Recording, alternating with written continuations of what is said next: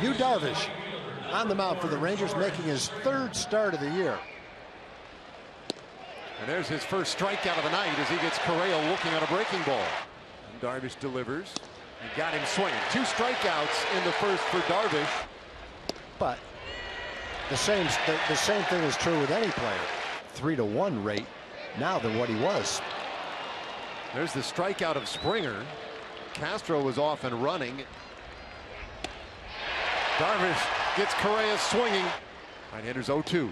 Got him swinging. The 6th strikeout tonight for Darvish. 30 walks this season. The 1-2.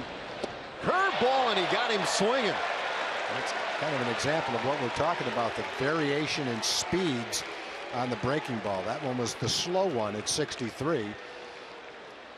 One slightly before that was 69, and then he'll throw a hard slider in the 80s. Uh-oh. Well, you know, that strikeout of Springer a moment ago, if you noticed Darvish's reaction after strike 3, that big slow curveball, to the untrained eye, it looked like a guy who wasn't terribly comfortable with what he felt after that pitch. And then he turns around and walks Altuve, and that gets the attention of Doug Brocail. Here's the pitch. Watch his reaction. Makes your heart stop for a second when you see the trainer running out like that. Those two will continue to discuss what they just learned out there on the mound. But Darvish convinces everybody he's okay. At the plate. It's this one out to right field. Mazara back, and he's got room to make the catch, inning over.